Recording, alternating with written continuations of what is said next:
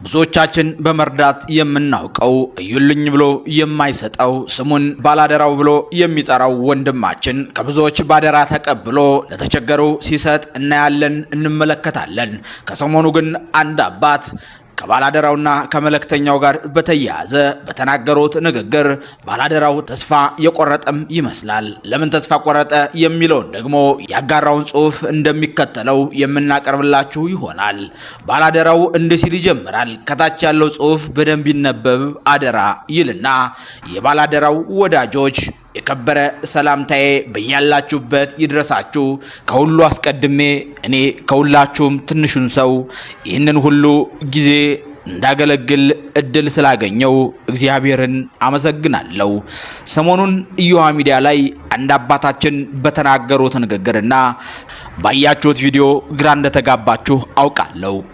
ያው ባለፈው ኢዮሃ ሚዲያ ላይ ቀርቤ በሰጠሁት ቃለ መጠይቅና ትናንት በተለቀቀው ቪዲዮ እናንተ ራሳችሁ ሙሉውን አይታችሁ እውነቱ ማን ጋር እንዳለ እንደተረዳችሁ ተስፋ አደርጋለሁ። በተደጋጋሚ እንደዚህ አይነት የስም ማጥፋት ነገሮች ሲፈጠሩ ማየት በእውነት በጣም ያማል፣ ተስፋም ያስቆርጣል፣ ልፋትም መና ያስቀራል፣ እውነትንም ይሸረሽራል።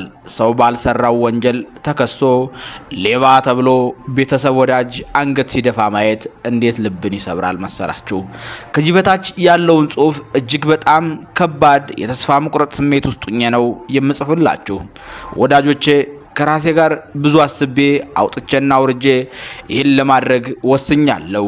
ስለሆነም በሀገር ውስጥም በውጭም ያሉ ልበቀና መልካም ሰዎች እርዳታ ለሚያስፈልጋቸው ሰዎች አድርስ ብለው ልከውኝ፣ ነገር ግን በስራ መደራረብና በግል ጉዳዮች መብዛት ምክንያት እስካሁን ያላደረኳቸው በእጄ ላይ ያሉ በርካታ አደራዎችን እርዳታ ለሚያስፈልጋቸው ሰዎች አድርሼ እስከምጨርስ ድረስ ብቻ በእርዳታ ስራዎች ላይ የምሳተፍ መሆኑን እየገለጽኩ ከዛሬ ጥቅምት 25 2018 ዓመተ ምህረት ጀምሮ ምንም አይነት አደራ ወይም ለእርዳታ የሚውል ገንዘብ የማልቀበል መሆኑን ለማሳወቅ እወዳለሁ። እስካሁን በነበረን የረጅም ጊዜ ቆይታ ሳላውቅ በስህተት አውቄም በድፍረት ካስቀየምኳችሁ ወይም ካስከፋዋችሁ ከልቤ ይቅርታ ጠይቃለሁ። በእርዳታው ስራ ላይ ትልቅ ህልም ነበረኝ።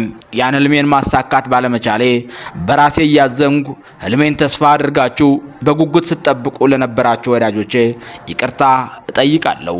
በመጨረሻም በዚህ ጉዳይ እስከዛሬ ድረስ የኔን ማንነትና ምንነቴን ሳታውቁ አምናችሁ ብቻ ገንዘባችሁን ለተቸገሩ ወገኖች ስትልኩ የነበራችሁ፣ ከጎኔ ሆናችሁ አይዞ በርታ ስትሉኝ የነበራችሁ፣ በእኔ እምነት ኑሯችሁ እሱ እንደዚህ አያደርግም ብላችሁ ስሜን ከሚያጠለሹ ሰዎች ጋርና ከህዝቡ ጋር የተሟገታችሁ፣ አልፎም ስለኔ በሚዲያ ወጣችሁ የመሰከራችሁ፣ በስልክና በመልእክት መልካም ምኞታችሁንና ሐሳባችሁን ያጋራችሁን ሁላችሁም እጅግ በጣም ከልብ አመሰግናለሁ።